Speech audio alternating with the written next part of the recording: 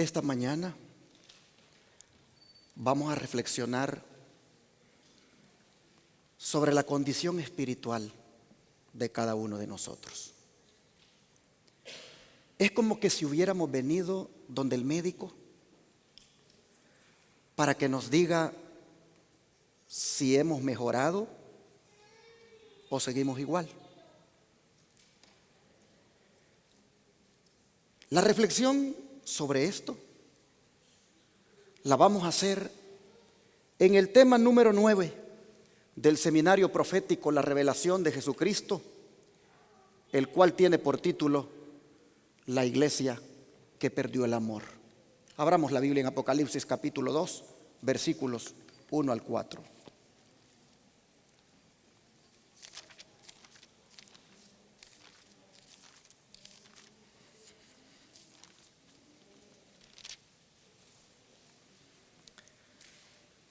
Dice la palabra del Señor: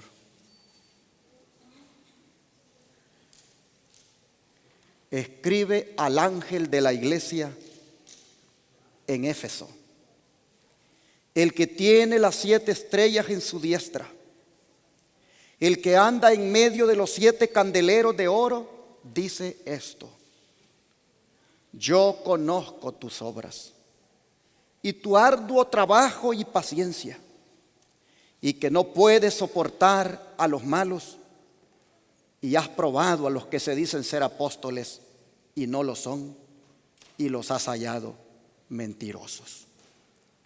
Y has sufrido y has tenido paciencia y has trabajado arduamente por amor de mi nombre y no has desmayado. Pero tengo contra ti que has dejado, ¿qué cosa? Tu primer amor. Como nosotros vemos, la iglesia que perdió el amor fue la iglesia de Éfeso. Pero Éfeso era una de las 7 iglesias a quienes el libro de Apocalipsis les fue enviado. Y como nosotros vimos en estudios anteriores, si bien es cierto, estas iglesias eran reales porque existían allí en el Asia Menor, también, hermanos, estas iglesias eran un símbolo de la iglesia de Dios. Desde el año 31, cuando Jesús partió al cielo, hasta cuando el Señor vuelva a venir en gloria. En ese sentido, la iglesia de Éfeso abarca el período que va desde el año 31, cuando los apóstoles comenzaron a dirigir la iglesia, hasta el año 100. Pero ¿en qué consistía el primer amor que perdió la iglesia de Éfeso? ¿En qué consistía el primer amor que perdió la iglesia desde el año 31 hasta el año 100, que no es otra que la iglesia apostólica? Hermanos, nosotros hemos leído aquí que la iglesia era muy trabajadora en la obra. Nosotros hemos leído que la iglesia resistía la persecución que había sobre ella. Pues eso es lo que significa el término paciencia aquí. Y vemos nosotros que la iglesia no soportaba la maldad, ni mucho menos a los falsos maestros que se decían ser apóstoles. Porque cuando probaba lo que esos maestros enseñaban, se descubría que esas enseñanzas eran falsas. Había mentira en ellas. O sea, hermanos, que la iglesia en ese tiempo no permitía vientos de doctrina en su seno. La iglesia era bien celosa de la verdad. Y todo dice que lo hacía por el buen nombre de Cristo. Y era tan infatigable la iglesia en esto, que dice aquí la Escritura, que no desmayaba.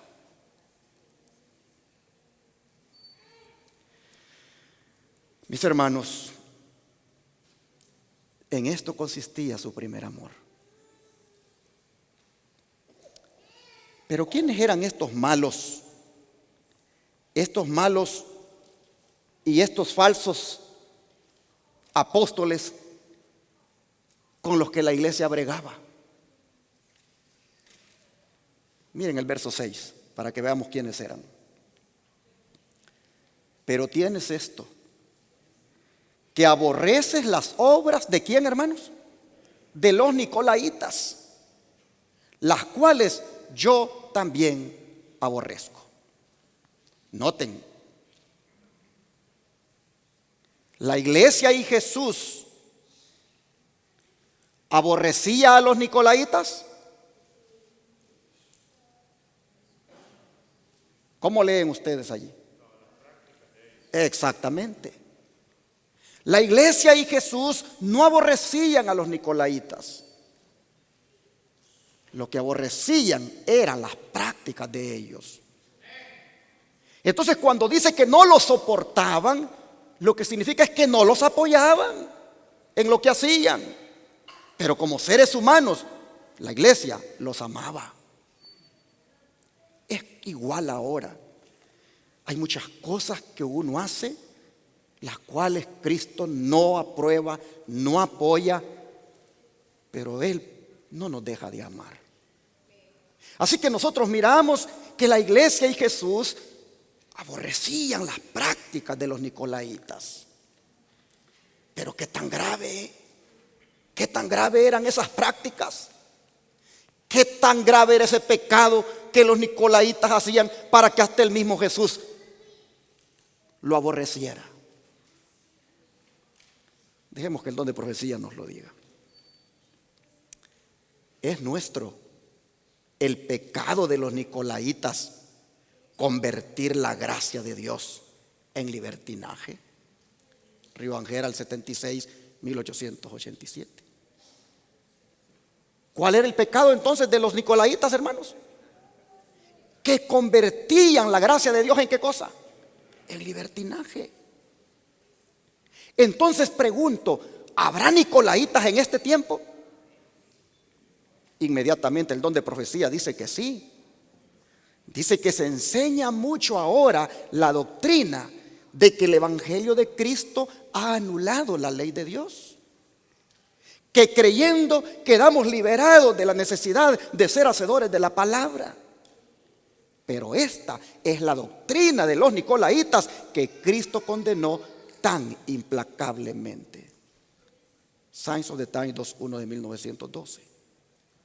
Así que queda claro, mis hermanos, que cuando un pastor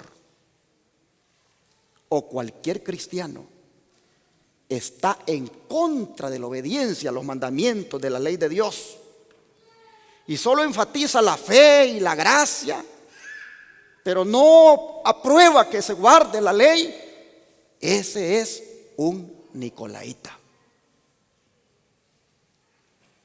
Porque la ley te dice lo que no tienes que hacer. Pero cuando tú solo quieres fe y gracia y no te importa la ley, tú lo que estás haciendo es convirtiendo la gracia en libertinaje. ¿Crees que la gracia te hace libre para hacer lo que te da la gana? Hermanos, todos aquellos líderes religiosos y cristianos que menosprecian la ley de Dios y se deleitan en la gracia y en la fe, pero menosprecian la ley de Dios, no solo son nicolaitas, sino que pasan por alto, hermanos, para su propia conveniencia, pasan por alto las palabras de Romanos 3:31. ¿Qué dicen? Vamos a leerlas. Romanos 3:31. Vean ustedes lo que dice el apóstol acá.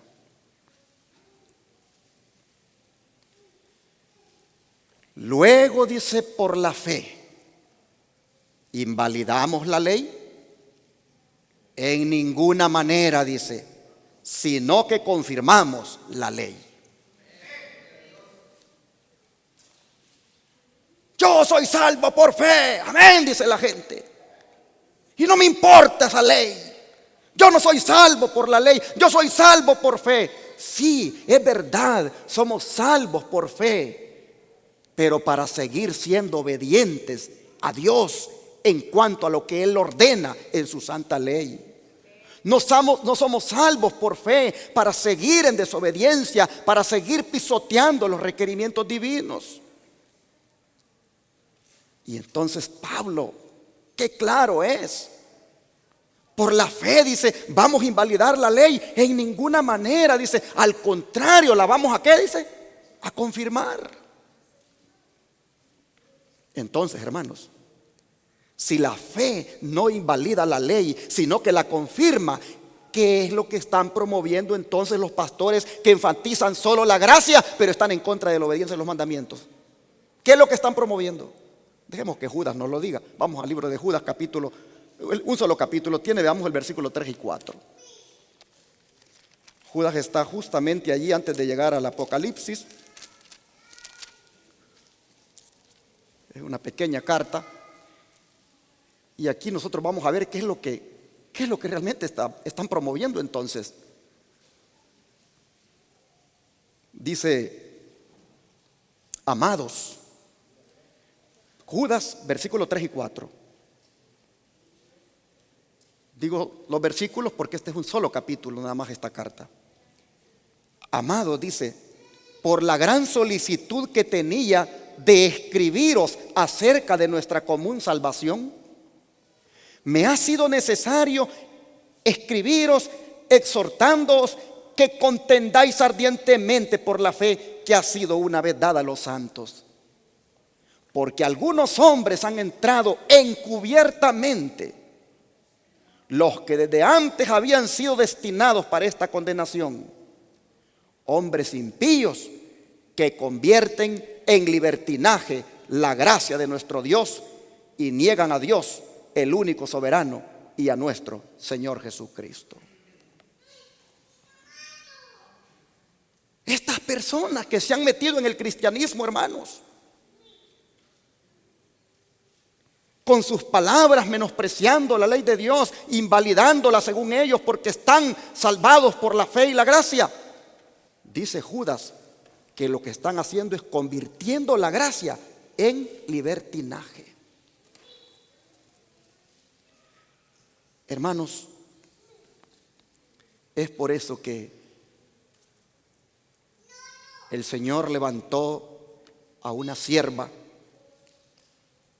allá por el año 1844 para que empezara a amonestar al mundo cristiano en cuanto a que le dé su lugar a la santa ley de Dios.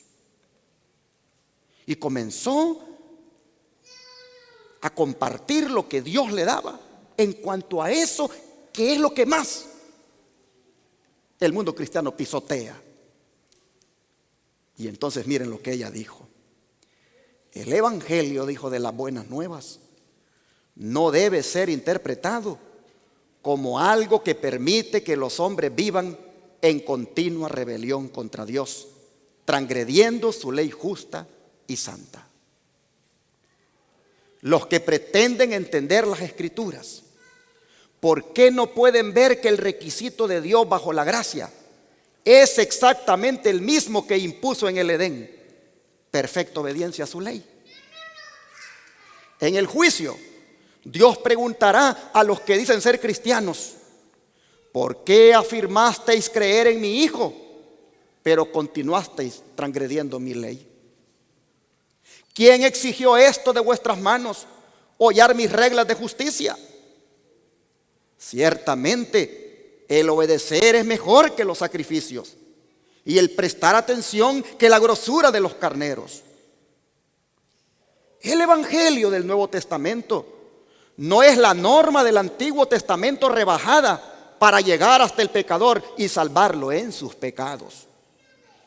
Dios pide obediencia de todos sus súbditos, obediencia completa a todos sus mandamientos. Río Angel 21/9/1886. Todos los cristianos, dice, van a dar cuenta al Señor. Por supuesto, los que menosprecien los preceptos divinos que Él dio en su santa ley, van a dar cuenta por pretender que agradan a Dios al fomentar y hablar bonito de la gracia, pero al mismo tiempo pisoteando la ley del Señor. Me gusta que dice, para que quede claro, que el Evangelio del Nuevo Testamento no es la norma del Antiguo Testamento rebajada para llegar hasta el pecador y salvarlo en sus pecados. Porque Cristo no va a salvar a nadie en sus pecados. Cristo vino para salvarnos de nuestros pecados, que es muy distinto. Pero volviendo a estos nicolaitas, la llegada de estos o el surgimiento de estos en la historia, allí en Éfeso, ya había sido profetizada por Pablo. Un día Pablo, 50 años antes de que estos aparecieran, estos nicolaitas, reunió a los ancianos de esa iglesia y se los advirtió de lo que iba a suceder en su seno. Vamos a leer dicha advertencia. Vamos al libro de Hechos, capítulo 20.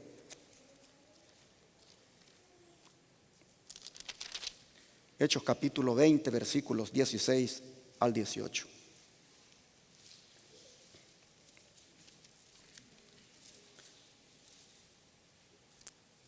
Dice, porque Pablo se había propuesto pasar de largo a Éfeso para no detenerse en Asia, pues se apresuraba por estar el día de Pentecostés, si le fuese posible, en Jerusalén. Enviando pues desde Mileto a Éfeso, hizo llamar a los ancianos de la iglesia, a los de la iglesia de Éfeso, de la que estamos predicando ahora. Y cuando vinieron a él, dice sus ancianos, les dijo, vosotros sabéis cómo me he comportado entre vosotros todo el tiempo desde el primer día en que entré en Asia. Ahora miren los versículos 28 al 30.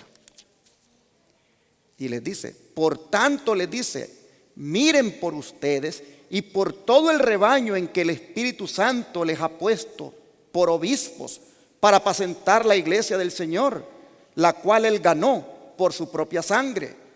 Porque yo sé que después de mi partida entrarán en medio de vosotros lobos rapaces que no perdonarán al rebaño. Y de vosotros mismos se levantarán hombres que hablen cosas perversas para arrastrar tras sí a los discípulos. Hermanos, Pablo solo dio la profecía.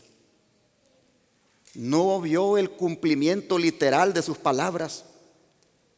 Pero Juan, el último de los apóstoles, él sí miró y le tocó bregar contra esos nicolaitas que se infiltraron en la iglesia para confundirla en cuanto a la doctrina.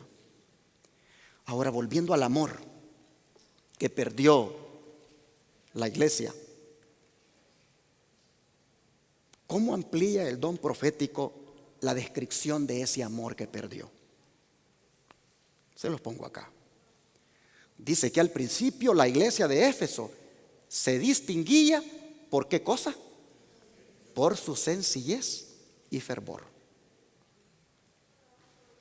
Había sencillez en todas las líneas. ¿Creen ustedes que había sencillez en la manera de vestirse? Sí había. Era una iglesia fervorosa para cantar, para trabajar, para servir, para todo lo que Dios demandara. Los creyentes, dice, trataban seriamente de obedecer ¿cuánto de la palabra de Dios? Cada palabra. Ay, hermanos, aquí encierra mucho. No la palabra que les convenía, no la palabra que más les gustara, no la palabra que ellos querían oír, sino cada palabra de Dios. Ellos se esforzaban por obedecerla y también de una manera seria. Y sus vidas, dice, revelaban un firme y sincero amor a Cristo. ¿Qué más? Se regocijaban en hacer la voluntad de Dios, porque el Salvador moraba constantemente. ¿A dónde? ¿En la iglesia? No, en los corazones de los miembros de la iglesia. El Salvador moraba en los corazones de los miembros de la iglesia, hermanos. Y por eso se regocijaban en hacer la voluntad de Dios. Pero noten, cada cuánto moraba, hermanos, el Salvador en los corazones de los miembros. Constantemente. En eso consistía el primer amor. No era esporádica la relación con el Señor, era constante, todos los días. Y luego sigue diciendo, lleno de amor para con su Redentor. Su más alto propósito era ganar almas. ¿Para quién? Para Él. Ellos, dice, no pensaron en atesorar para sí el precioso tesoro de la gracia de Cristo. No. Sentían, dice, la importancia de su vocación. Y cargados, dice, con el mensaje sobre la tierra, paz entre los hombres, buena voluntad, ardían en deseos de llevar las buenas nuevas de la salvación a los rincones más remotos de la tierra. Por es que Pablo, cuando le manda la carta a los romanos, les dice, vuestra fe, les dice, se divulga por todo el mundo, les dice. Es que estaban pero tan gozosos de haber conocido al Señor, que, hermanos, donde quiera ellos hablaban de eso. Sentían esa carga, dice, esa carga que habían leído en la palabra cuando dijo aquel ángel que sobre la tierra paz entre los hombres, buena voluntad. Sentían ellos esa carga que debían compartir, esa buena voluntad, esa buena nueva de salvación.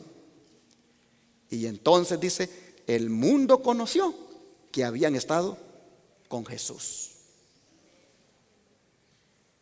Hermano, hermana, imagínate tú que vas para el trabajo, que vas para la tienda. Imagínate que vas manejando en la calle. Imagínate que estás en cualquier lado y la gente mira que tú has estado con Jesús. Por la forma como le respondes, por la forma tan amable como lo tratas, por la manera como tú te conduces. La gente dice, esta persona ha estado en algún lugar. Se mira. Nosotros vemos aquí, hermanos, que la iglesia, esa, la primitiva, la apostólica, hermanos, el mundo conoció que ellos habían estado con Jesús. Y dice que pecadores arrepentidos, perdonados, limpiados y santificados se allegaron a Dios por medio de su Hijo. Los miembros de la iglesia estaban como, hermanos, unidos en sentimiento y en qué.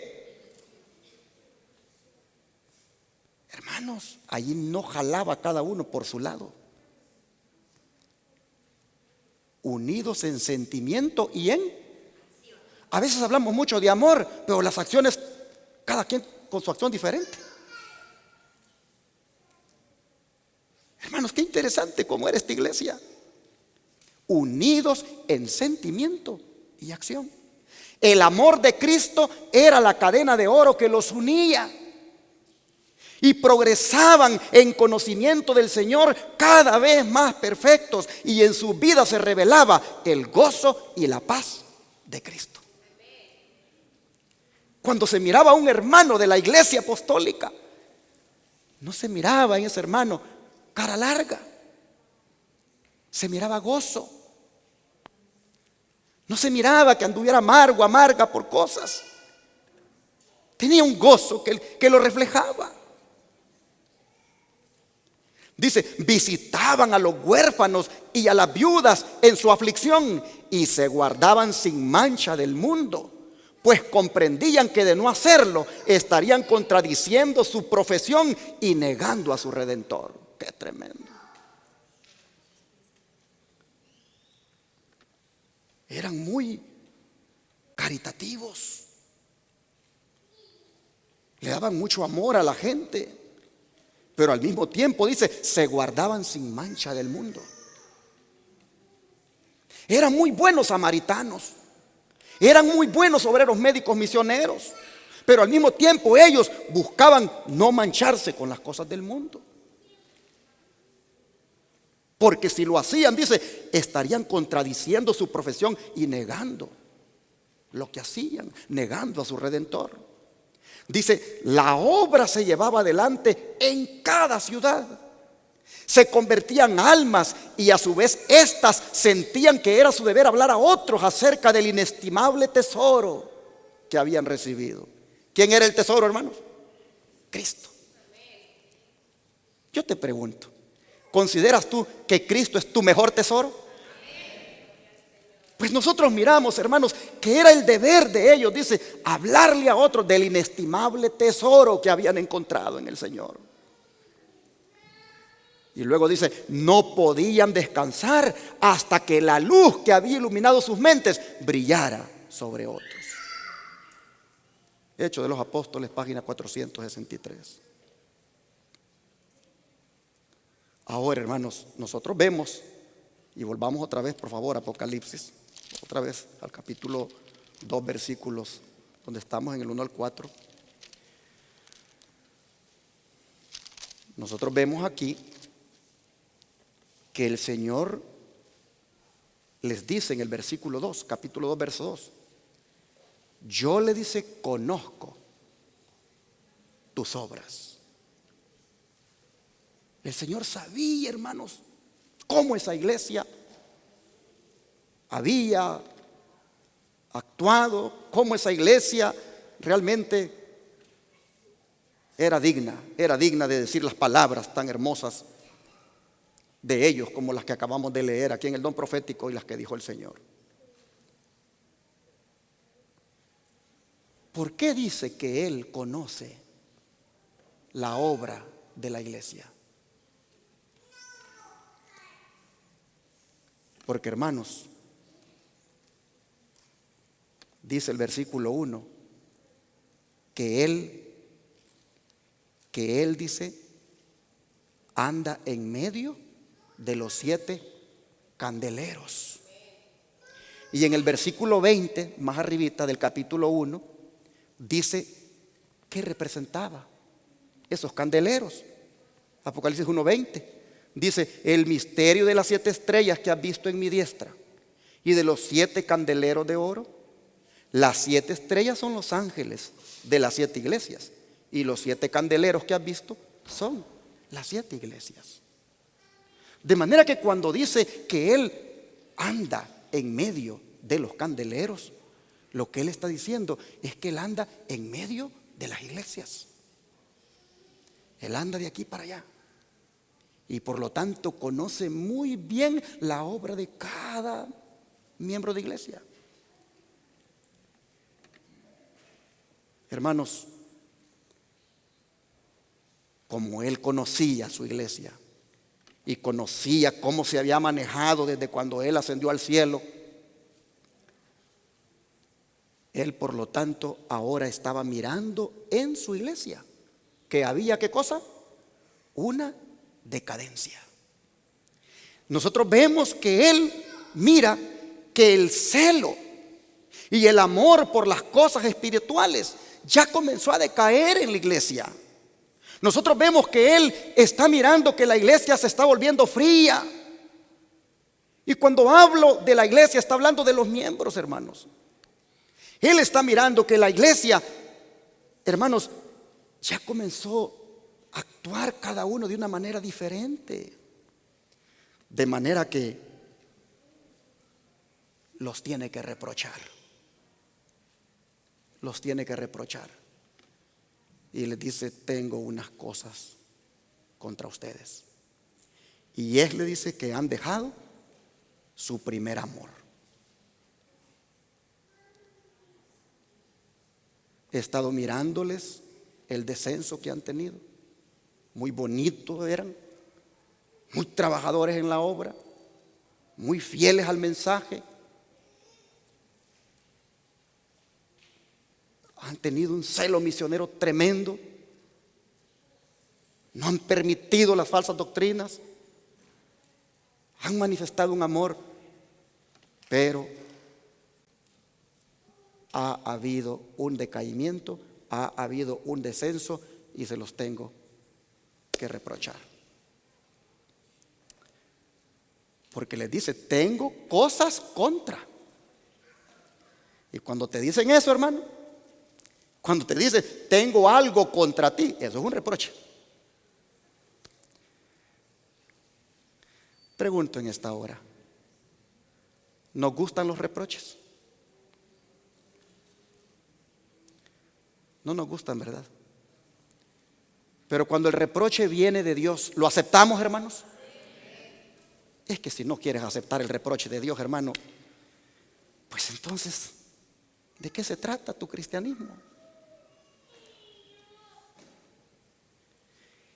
¿Y de qué manera es que ellos habían dejado ese primer amor tan bonito que ya vimos? Dejemos que el mismo don profético nos diga de qué manera lo habían dejado. Miren ustedes. Pero después de un tiempo, el celo de los creyentes comenzó a disminuir y su amor hacia Dios y su amor mutuo, ¿qué cosa? Decreció. Decreció el amor en las dos direcciones. En la vertical y en la horizontal. Ya no se amaba a Dios como se había demostrado. Y por supuesto, cuando no se ama a Dios como se había demostrado, tampoco hay amor entre los miembros. Dice, la frialdad penetró en la iglesia. Algunos se olvidaron de la manera maravillosa en que habían recibido la verdad. En el tiempo cuando Juan recibía esta revelación, muchos habían perdido su primer amor a la verdad del Evangelio. Hechos de los Apóstoles, de la 463 a la 468, la página.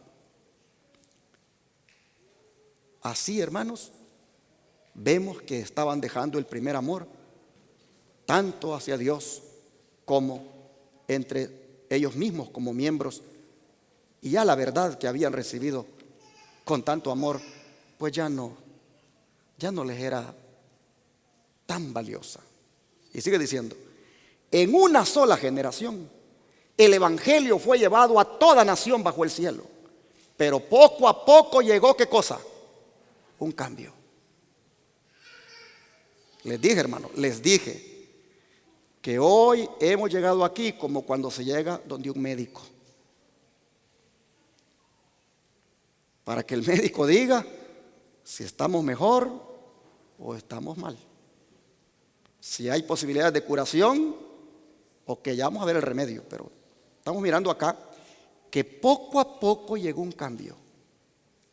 La iglesia perdió su primer amor, se tornó egoísta y complaciente. Yo creo que la iglesia empezó a pedirle al pastor que ya dejara de predicarles como le predicaba y que le predicara algunos temitas por ahí que los hiciera sentirse bien, porque ya estaba tal vez cansada de tanto reproche que vinieran de la Biblia y del don profético. Se volvió complaciente. La iglesia sin duda comenzó a hacer muchos eventos, muchas cosas para entretener, y por ahí la iglesia se volvió más un club social que un lugar donde prepararse para la venida de Cristo. Pues dice que se volvió complaciente. Los hermanos querían que se les complaciera. Y dice que se abrigó el espíritu de ¿qué cosa? De mundanalismo. Como ya no hubo reprensión, como ya no hubo amonestación, como ya no hubo exhortación, la iglesia, hermanos, comenzó entonces prácticamente a dejar que el mundo paseara a todas sus anchas en ella. Y se fue eso dejando pasar. Yo imagino que empezaron las hermanas pues a pintarse, a ponerse alhajas, a usar bien cortito o bien pegado al cuerpo la ropa. Comenzaron sin duda ya pues a andar con los pantalones apretados. Tantas cosas que dejaron que se metiera en sus vidas porque ahora se habían vuelto complacientes, egoístas. Y el enemigo, dice, introdujo su hechizo sobre quienes Dios había dado luz para un mundo en tinieblas. Luz que debiera haber resplandecido en buenas obras. El mundo fue robado de las bendiciones que Dios deseaba otorgarle.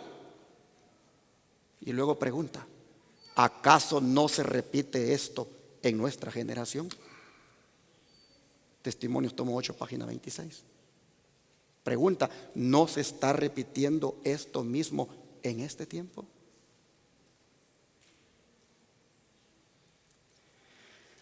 Sigue diciendo, en este pasaje que hemos leído de Apocalipsis 2 del 1 al 4, se resumen, dice, las condiciones para ser aceptados por Dios. La primera experiencia de la iglesia de Éfeso la indujo a buenas obras. Dios se deleitaba en el hecho de que su iglesia reflejaba la luz del cielo al revelar el Espíritu de Cristo en ternura y compasión. El amor que moraba en el corazón de Cristo, el amor que lo movió a entregarse como sacrificio por la humanidad y a sufrir con paciencia el reproche de los hombres hasta el punto de ser llamado diablo. El amor que lo impulsó a hacer prodigiosas obras de curación durante su ministerio. Ese era el amor que debía ser revelado en la vida de sus discípulos. Y lo reveló en un tiempo, pero para este momento, cuando el Señor le dé el reproche, ya no se está revelando ese amor. ¿Por qué? Porque ellos, dice, descuidaron cultivar la compasión y la ternura de Cristo. El yo, como se manifestaba en los rasgos hereditarios del carácter, echó a perder los principios de las magníficas y buenas obras que caracterizaron como cristianos a los miembros de la iglesia de Éfeso. El yo comenzó a florecer entre ellos. El Señor entonces, dice, el Señor Jesús necesitaba mostrarles que habían perdido todo lo que era todo para ellos. El amor que impulsó al Salvador a morir por nosotros no fue revelado en su plenitud en la vida de ellos y por lo tanto no podían honrar el nombre del Redentor. Y al perder su primer amor, se aumentó su conocimiento de teorías científicas originadas en el padre de la mentira.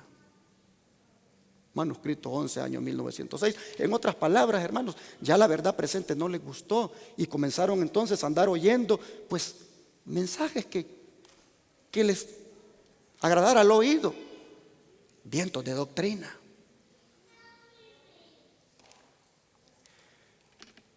Hermanos y hermanas, ¿cómo estás tú esta mañana?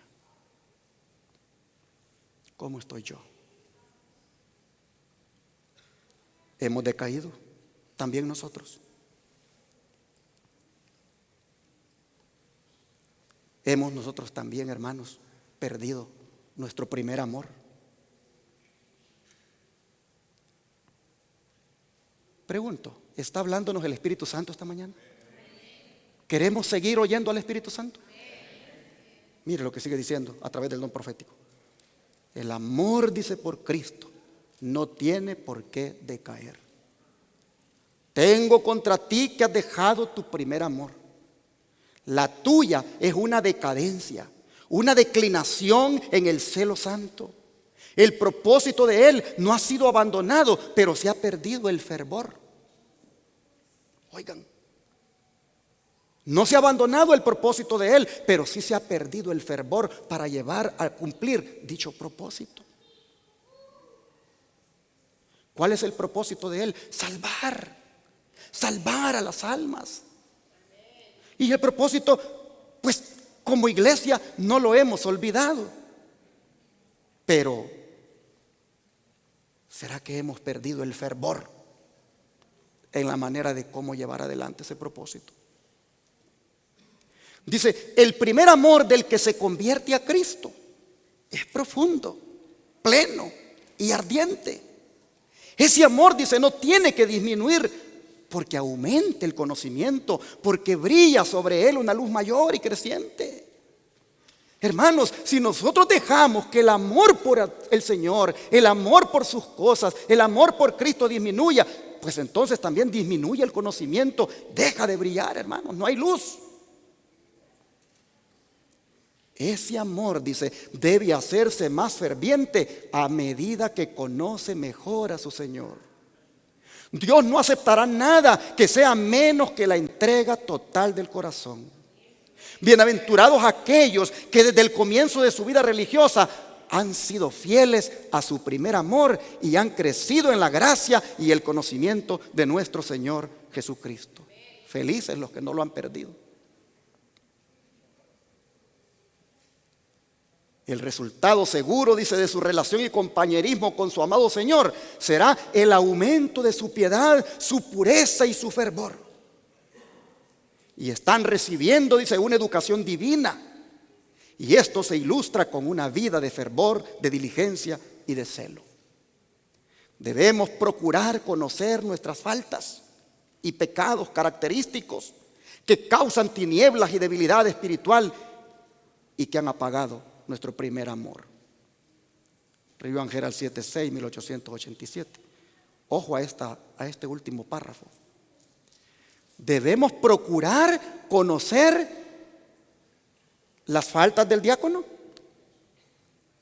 las faltas del anciano, las faltas de los hermanos. No, las mías. Debemos procurar conocer, dice, nuestras faltas y pecados característicos que han apagado el primer amor. Este no es el tiempo, hermanos, de andar viendo por qué se perdió mi hijo y de andar viendo por qué los jóvenes abandonan el camino de Dios y andar buscando responsables por otro lado. Busquémoslos en nosotros, en nuestro interior. Cómo yo como padre de familia me he portado en la casa y que ha traído al final un resultado en mis hijos. Fácil es responsabilizar a otros, pero dice que debemos procurar conocer las faltas de nosotros, los pecados característicos de nosotros que han apagado nuestro primer amor. Hermanos, nosotros estamos a punto de que Cristo venga por su iglesia. Y por lo tanto debemos hacer esto que dice el don profético. Es decir, buscar conocer mis propias faltas y pecados que han apagado mi primer amor y que me tienen en la condición caída en la que estoy. Porque dice que cuando se pierde el primer amor, prácticamente uno ha caído. Miren el versículo 5 lo que dice, capítulo 2, verso 5. Recuerda, por tanto, de dónde has caído y arrepiéntete y haz las primeras obras, pues si no, vendré pronto a ti y quitaré tu candelero de su lugar si no te hubieres arrepentido.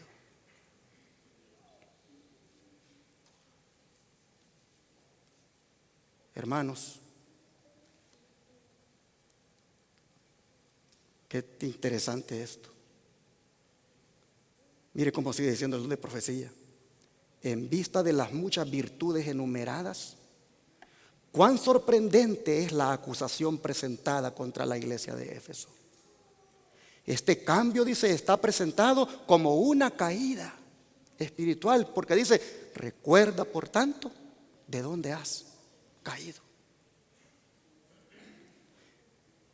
Este cambio está presentado como una caída espiritual.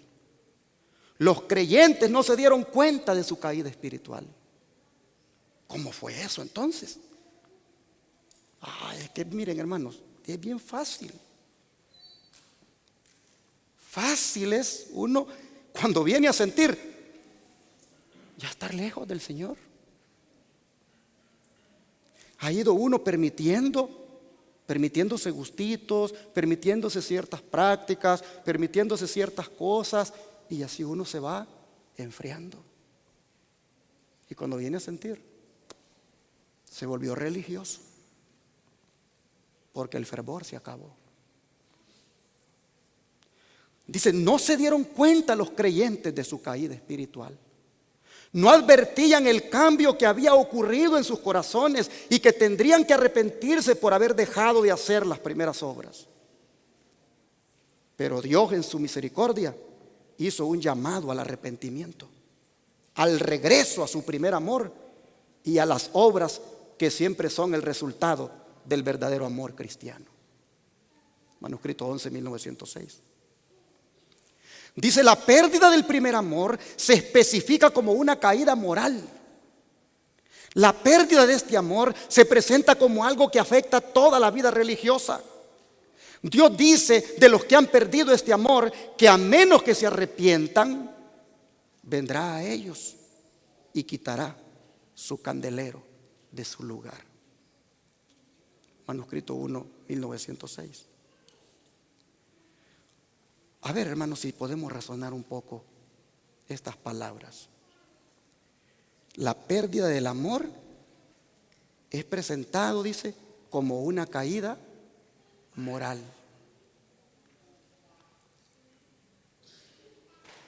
Me recuerdo una vez, estábamos en un seminario y entonces se estaba hablando de las clases de pecado que se cometen, porque los seres humanos somos buenos para clasificar los pecados. Y entonces se estaba hablando de que hay pecados de índole moral. Y los pecados de índole moral son los que tienen que ver con el adulterio, con la fornicación. Y entonces a veces nos forman y nos enseñan que esos son los pecados que tienen que ver con la moral. Y nosotros encontramos aquí, hermanos, que dejar el primer amor, ese es una caída moral. A veces pensamos que el caído es el borracho. A veces pensamos que el caído es el drogadicto. A veces pensamos que el caído es el adúltero. Pero hermanos, lo que nos va a privar del cielo es la pérdida del primer amor. Y eso es una caída moral. ¿No creen ustedes que esto es muy peligroso y que es más serio de lo que pensamos? Afortunadamente Cristo nos da el remedio. Y el remedio lo tenemos en el verso aquí 5 también. Y el remedio es, número 1, se lo pongo aquí en la pantalla. El remedio está en 3 pasos. Número 1, recuerda. Número 2, arrepiéntete. Y número 3, haz las primeras obras.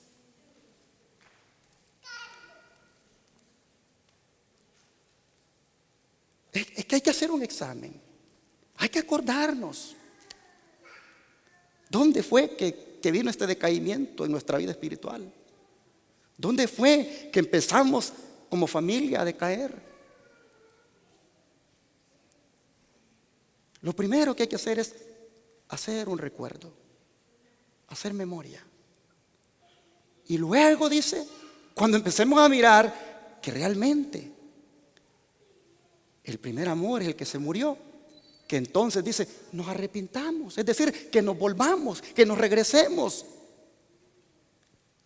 Y que nos regresemos a hacer ¿qué cosa? Las primeras obras que hacíamos. Noten que no nos dice que hagamos obras distintas, no. Solamente que hagamos las mismas que hacíamos. Como eran la de que todos los días estudiaba la Biblia. Como eran la de que siempre yo andaba buscando ver cómo me ponía a compartir el evangelio con otros. Y cuando me invitaban a la obra misionera, yo de todas maneras buscaba la forma de estar ahí para ir a hacerla. Como era también, hermanos, la de cuando andaba yo con el ministerio del Buen Samaritano, bien bonito allí. Como era también la de cuando yo andaba con la obra médico misionera. Como era también cuando yo venía a los cultos. No me los perdía, porque yo sabía que cuando venía al culto venía a encontrarme con mi Señor. Hagamos memoria. Hermanos, y al hacer memoria, también acordémonos cómo agarramos la reforma Pro Salud. Con qué amor, con qué agradecimiento a Dios. Y comenzamos a dejar café, a dejar carne, a dejar todas esas cosas que la ciencia médica está descubriendo que provocan enfermedades nocivas en el cuerpo. Y comenzamos nosotros a cooperar con Dios para que este templo del Espíritu Santo esté en buenas condiciones. Y empezamos a dejar aquí, a dejar allá. Pero ahora volvimos a comer queso, ¿verdad? Volvimos a tomar café. Volvimos a comer carne. Se nos olvidó de esos principios que son tan buenos para nosotros, para tener una mejor salud. ¿No será, hermanos, que es bueno lo que dice el Señor? El remedio, mira, para tu situación es número uno, recordar. Recordar qué es lo que has dejado. ¿Qué has dejado de hacer que antes hacías? Y luego arrepiéntete y comienza a hacer eso mismo. Ni siquiera cosas distintas tienes que hacer, las mismas que has dejado de hacer. Mis hermanos, ¿aceptamos el reproche de Dios en esta mañana? No hay que enojarnos. El Señor nunca nos reprocha para que nos enojemos. ¿Sabes por qué nos da el reproche? Para que nuestro candelero, mire, no sea quitado de su lugar. Porque quitar el candelero de su lugar por haber perdido el amor, lo que está diciendo es, ya no sirve para nada. ¿Para qué sirve un candelero? Para alumbrar. Y cuando lo quitamos de su lugar, ¿por qué lo quitamos? Porque ya no hace su función. Entonces dice Jesús, todo lo que yo estoy haciendo aquí es reprochándoles su decaimiento para no quitarles su candelero. Porque en la medida en que ustedes se mantengan paraditos como candelero brillando, tienen prácticamente asegurado que cuando yo venga a llevármelos, van a estar listos para que se vayan conmigo. Hermanos y hermanas, estos son los mensajes que la iglesia necesita. Estos son los mensajes que los jóvenes necesitan. Y no que se les engañe diciéndoles lo que a ellos les gusta oír o quieren oír. Porque cuando venga el Señor en aquel día, se van a llevar el gran chasco. Y van a ver que estos mensajes eran los que ellos necesitaban para su vida. Miren, hermanos, no sé ustedes, pero yo me puse a pensar, ¿y si el Señor me quitara a mí como candelero de su lugar? ¿Qué significado tendría eso para mí? Pérdida completa, pérdida total. De manera que esta mañana, con toda humildad, aceptemos el reproche del cielo. Aceptemos el reproche del Señor para que no se cumplan las palabras que dijo Job en el capítulo 18. Vamos a ver, y luego vamos a rezar aquí, dejen marcadito aquí, porque vamos a ver lo que dijo Job, hermanos. Qué palabras que hay que ponerle mucha atención a esto. Job capítulo 18.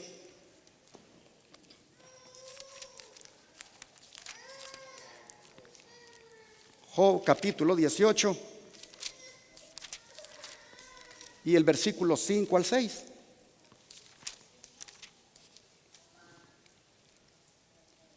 Miren lo que va a pasar con los candeleros que sean quitados de su lugar. Ciertamente, dice, la luz de los impíos será apagada y no resplandecerá la centella de su fuego. La luz se oscurecerá en su tienda y se apagará sobre él su lámpara. ¿Queremos eso? Yo no quiero eso. Y para que no se dé eso, y para que eso no nos pase, es que el Señor ha venido esta mañana dándonos este reproche, hermanos. Miren cómo el espíritu de profecía sigue hablando a su pueblo. Hermanos, dice la sierva del Señor, vuestras lámparas ciertamente vacilarán y se empañarán hasta apagarse en tinieblas, a menos que hagáis esfuerzos decididos para reformar. Recuerda, por tanto, de dónde has caído y arrepiéntete y haz las primeras obras. La oportunidad ahora presentada, dice, puede ser corta. Si este tiempo de gracia y arrepentimiento pasa sin aprovecharse, se da la advertencia: vendré a ti pronto y quitaré tu candelero de su lugar. Estas palabras son dichas por los labios del sufrido y paciente. ¿Quién es Él? Cristo Jesús. Son una solemne advertencia, dice, a iglesias e individuos, de que el vigilante que nunca adormece está midiendo su curso de acción. ¿Está midiéndonos el Señor esta mañana? Sí, nos está midiendo. Ha medido a la iglesia, siempre la está midiendo el Señor. Porque no todos los que digan Señor, Señor, dijo, ¿qué cosa? Se van a salvar, sino los que hagan ¿qué cosa? La voluntad de mi Padre. Tiene que medir. Este tipo de mensajes no se predican en los púlpitos así, de una manera que sea tan real.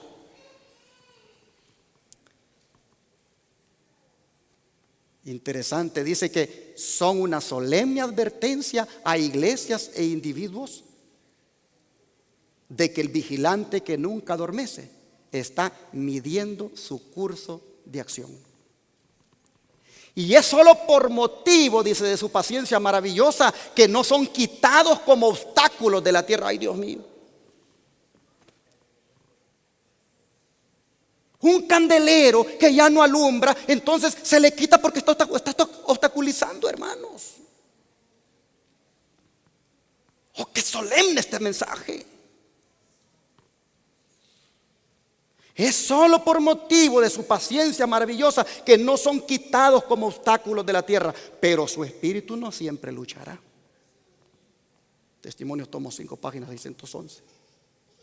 Así que, hermanos, ante una advertencia tan solemne como la que hemos leído, ¿cuál debería de ser nuestra actitud?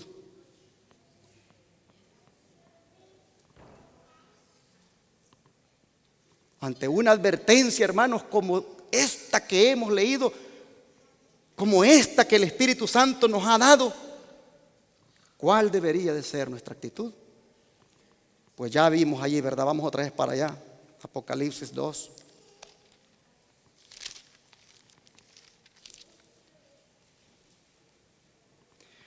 Y vamos a leer el verso 7 ahora.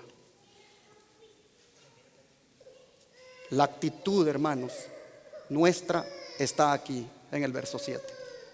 La actitud que deberíamos tener hoy y siempre después de haber mirado el reproche. Dice el verso 7: el que tiene oído, oiga lo que el Espíritu dice a las iglesias. Al que venciere, le daré a comer del árbol de la vida, el cual está en medio del paraíso de Dios. El Espíritu le está hablando ¿a quién, hermanos? Aquí. Me recuerdo una vez, llegué a un mercado y un hermano me dijo: siempre se nos ha dicho, me dijo, que esos mensajes de la Odisea y de todas las 7 iglesias son para la iglesia, son para los hermanos. ¿No has leído, me dijo, lo que dice ahí al principio de cada carta? Al principio de cada carta dice: escribe al ángel. Todas las reprimendas para el ángel, todas las reprimendas para el pastor.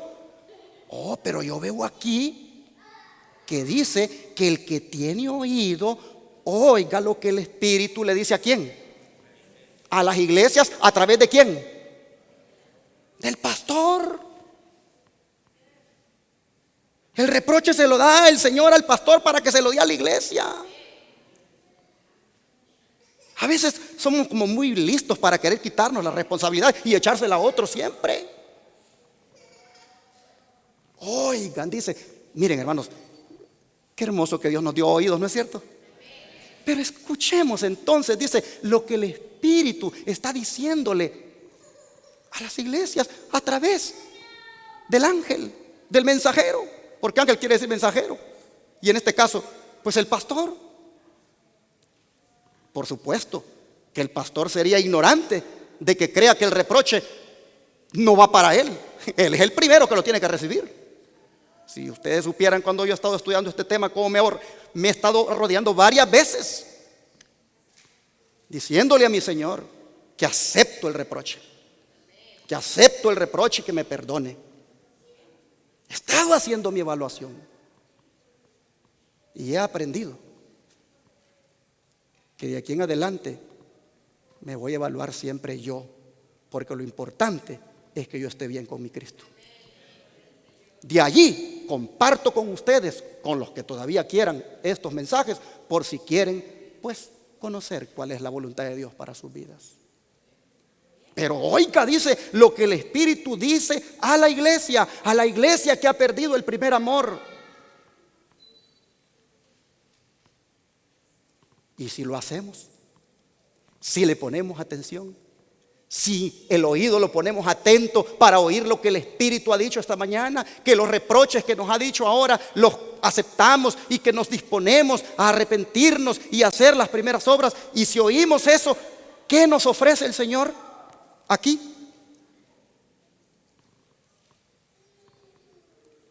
Dice que nos ofrece comer ¿de qué cosa? Del árbol de la vida. ¿Por qué nos ofrece comer del árbol de la vida? Porque habremos alcanzado la victoria. Pues dice, al que venciere es el que lo voy a comer del árbol de la vida. ¿Que venciere qué? Que venciere toda esa tibieza, que venciere toda esa frialdad, que venciere toda esa pérdida del primer amor, que venciere esa manera de cayente en la que anda y que se ponga a cuentas con el Señor. Ese que venza, ese que logra la victoria, dice, le voy a dar a comer del árbol de la vida que se encuentra, ¿a dónde, hermanos? En el paraíso de Dios.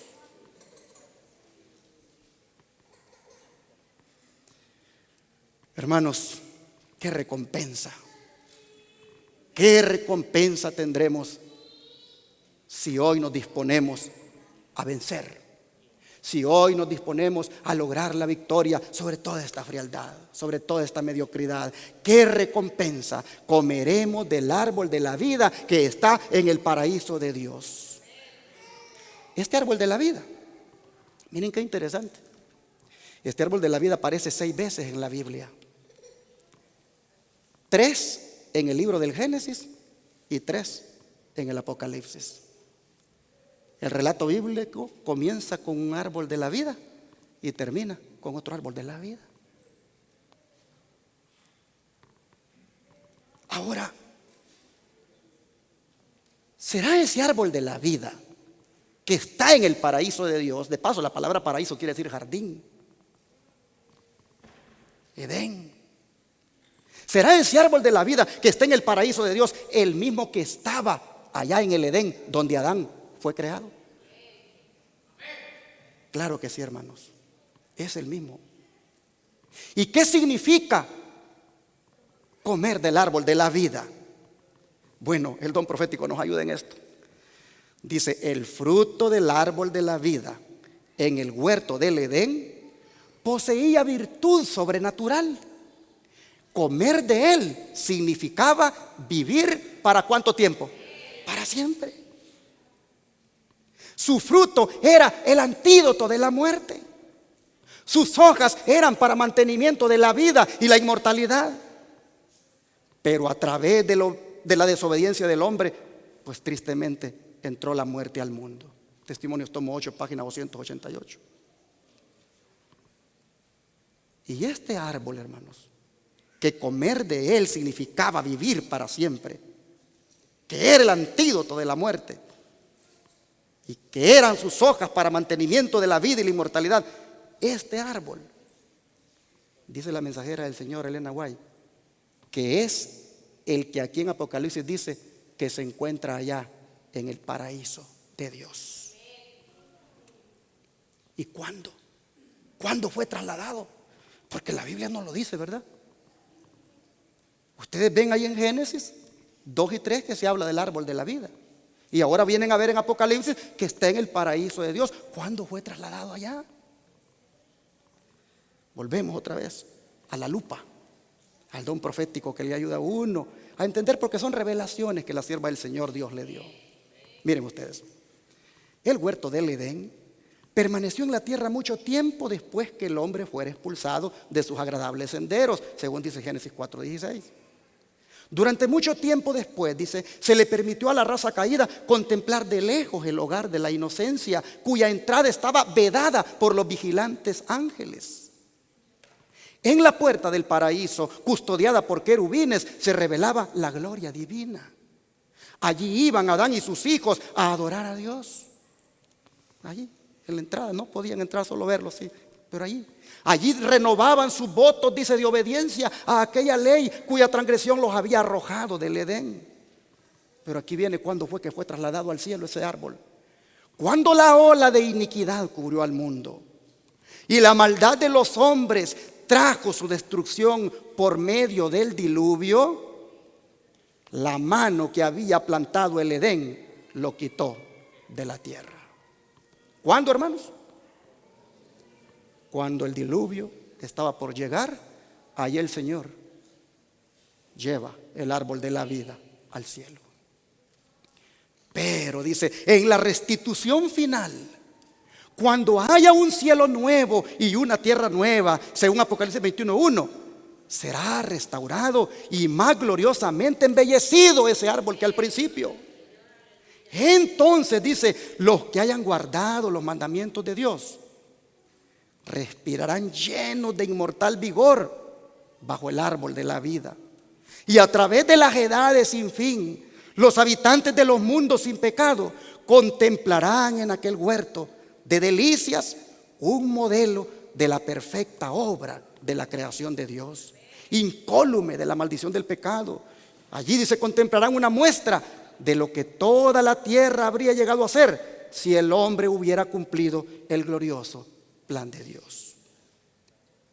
Patriarcas y Profetas, página 41. Ahora, hermanos, ¿cuántos quieren comer del árbol de la vida que está en el paraíso de Dios? Fíjense esto que les voy a decir. Fíjense bien en esto. ¿Cuándo vamos a comer de ese árbol? ¿Hasta cuando estemos en el cielo o podemos comer ya de él? Miren lo que le fue revelado a la sierva del Señor, Elena White.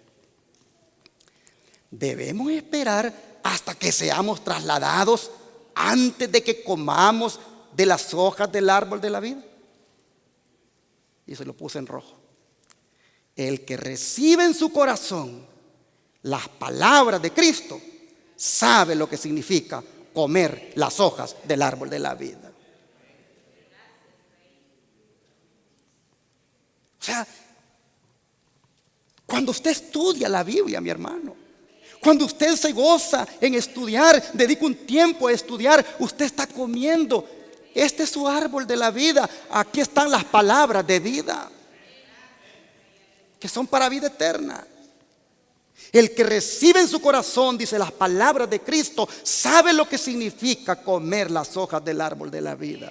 Cuando el creyente, dice, en comunión con el Espíritu Santo, puede poner su mano sobre la verdad y se apropia de ella, come el pan que desciende del cielo, penetra en la vida de Cristo y aprecia el gran sacrificio hecho en favor de la raza pecadora. El conocimiento que proviene de Dios es el pan de vida. Ese pan son las hojas del árbol de la vida, que son para la sanidad de las naciones. Manuscrito 103, página 1902. Por eso es importante, hermanos, que dentro de las primeras cosas que debemos hacer al arrepentirnos, porque el Señor dijo, haz las primeras cosas, arrepiéntete y haz las primeras cosas. Por eso es importante que dentro de las primeras cosas que tenemos que hacer es volver al estudio personal de la palabra de Dios. Porque el que hace eso come de las hojas del árbol de la vida, está fuerte espiritualmente y el primer amor le brota otra vez. Miren lo que Jesús dijo en cuanto a sus palabras. Vamos a Juan capítulo 6, Evangelio de Juan capítulo 6, versículo 35.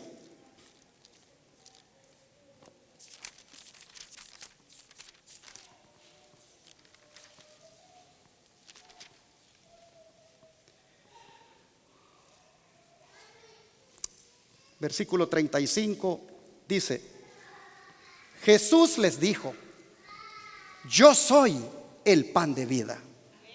El que a mí viene nunca tendrá hambre, y el que en mí cree no tendrá sed jamás. Ahora mire lo que dice el verso 63.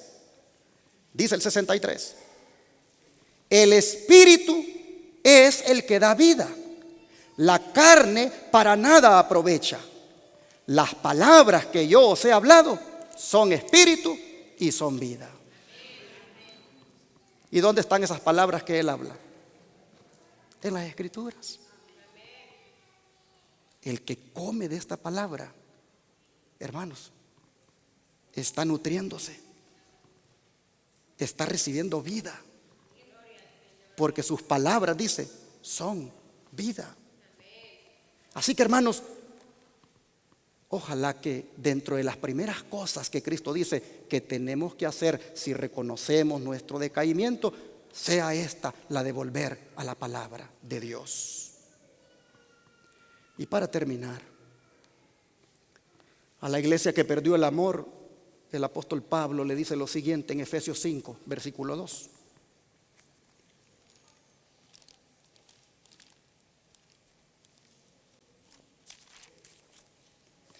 Efesios capítulo 5, versículo 2.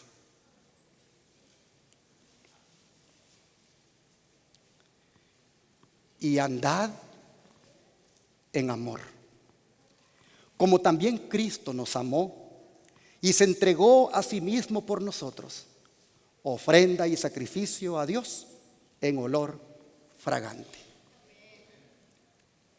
Como lo que se ha perdido es el amor por el Señor y las cosas que tienen que ver con el Señor, que se han dejado de hacer, que se han dejado de practicar. Como lo que se ha perdido es eso, Pablo le dice a los hermanos de Éfeso: andad en amor.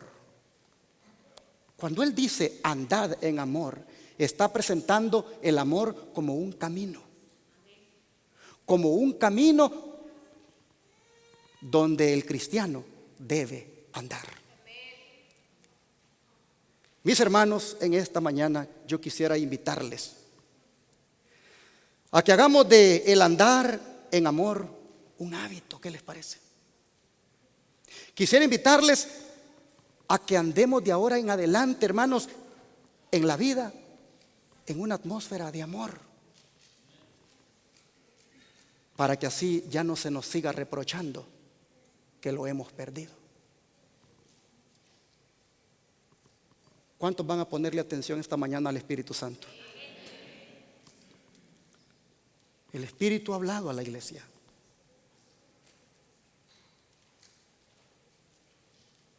Usted sabrá lo que va a hacer. Qué bonito es cuando los hermanos otra vez empiezan a congregarse, a venir a los cultos, y empiezan otra vez a mostrar una gran felicidad, y ya paran de andar criticando, juzgando, responsabilizando a otros, y comienzan ellos a buscar agradar al Señor ellos. Y comienza a verse esa iglesia que los miércoles o los martes o el día que sea de culto, ahí están dándole gracias a Dios por las bendiciones que les ha dado, por el trabajo que les ha dado, por el camión que les ha dado, por el empleo que les ha dado, dándole gracias a Dios porque tienen salud para ir a trabajar. Ahí están reconociéndolo y diciéndoselo al Padre. Qué bonito se mira eso. Oh, los ángeles se llenan de gozo cuando ese hermano se aparece para darle gracias a Dios. Hermanos y hermanas, ojalá que ustedes y yo hayamos oído lo que el Espíritu dice a la iglesia. y que todos de ahora en adelante nos preocupemos para que nuestro candelero no sea quitado de su lugar. Yo voy a hacer una oración en este momento y no es para todos. Es para los que oyeron lo que el Espíritu dice a las iglesias. Solo para ellos. Y la invitación es que todos aquellos que han oído lo que el Espíritu ha dicho esta mañana y le quieran decir al Señor: todavía no quites mi candelero de su lugar.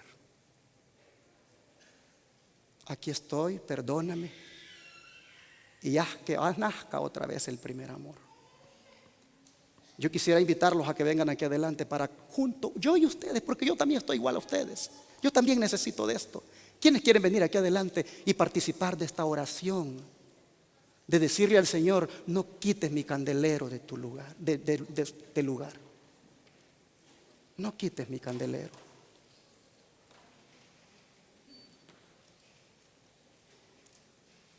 Si has oído lo que el Espíritu Santo ha dicho a la iglesia, hermano, dice la palabra de Dios: si oyeres hoy su voz, no endurezcáis vuestro corazón. Si reconoces que ha habido pérdida del primer amor en tu vida y no quieres que el Señor mueva tu candelero de su lugar, hermano, vamos a pedírselo a Dios de rodillas.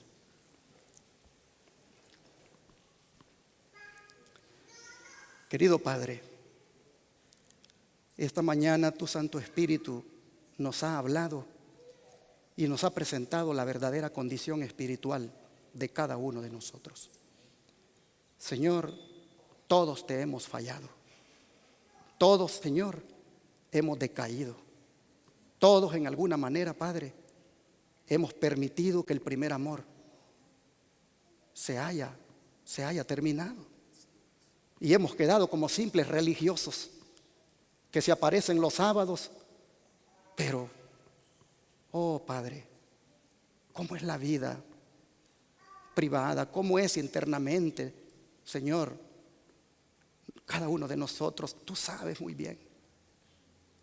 Esta mañana, Padre, nosotros reconocemos y aceptamos el reproche y te pedimos perdón. Te pedimos perdón, Señor, porque mucho de lo que ha sucedido en nosotros, en nuestros hijos, ha sido prácticamente esta la causa: la pérdida del primer amor. Hoy, Padre, nosotros hemos entendido y no solo pedimos que nos perdones, sino que te pedimos que nos ayudes para que el primer amor vuelva a nosotros. Y Padre, si tenemos que esforzarnos para hacer las primeras obras, aquí estamos listos para hacer esas obras. Y necesitamos de tu ayuda. Necesitamos que tú nos sostengas para que esas primeras obras que eran fruto del primer amor, oh Señor, las volvamos a hacer. Padre, te ruego en esta hora que a todos los que han oído lo que el Espíritu ha dicho a la iglesia y que ahora humildemente lo reconocen, oh Señor, tú vengas a sus vidas y les reavives otra vez. Que pongas tu Santo Espíritu en cada uno de estos hijos e hijas que están aquí adelante y que lo pongas también en mí, para que el primer amor no se vuelva a acabar, sino que pueda estar fuerte hasta la venida tuya. Oh Padre, en esta hora te pido que nos ayudes y que todas las primeras obras que hacíamos cuando recién llegamos a este mensaje, cuando recién, Señor, estábamos enamorados de ti, oh Señor, te rogamos que eso vuelva a nosotros. Pido para que todos tus hijos e hijas que están aquí les vuelva, Señor, el hambre por tu palabra. Que les vuelva el deseo de comer de las hojas del árbol de la vida anticipadamente en tu palabra.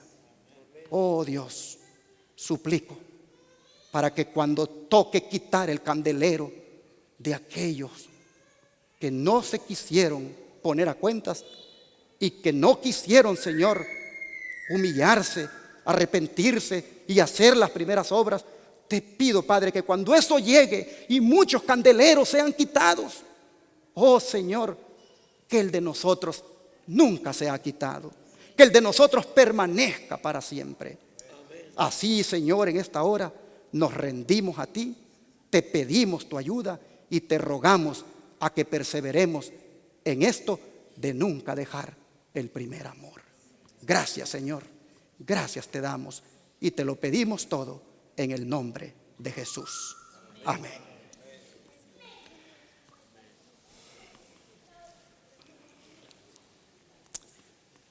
Vamos a ponernos de pie y vamos a cantar el himno final.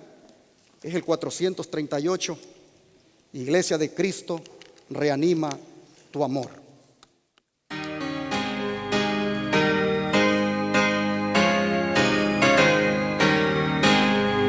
Iglesia de Cristo, reanima tu amor, y espera velando a tu angusto Señor.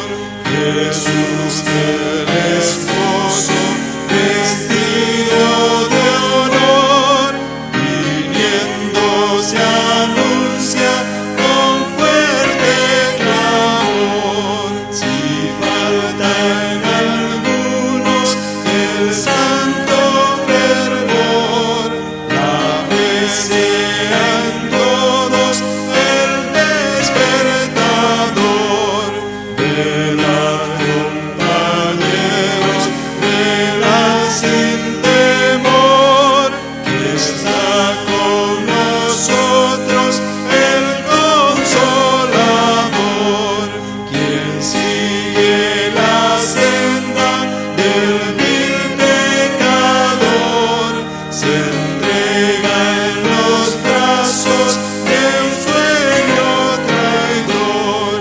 Mas para los siervos del buen Salvador, verá esperando es su anhelo mejor. Amén.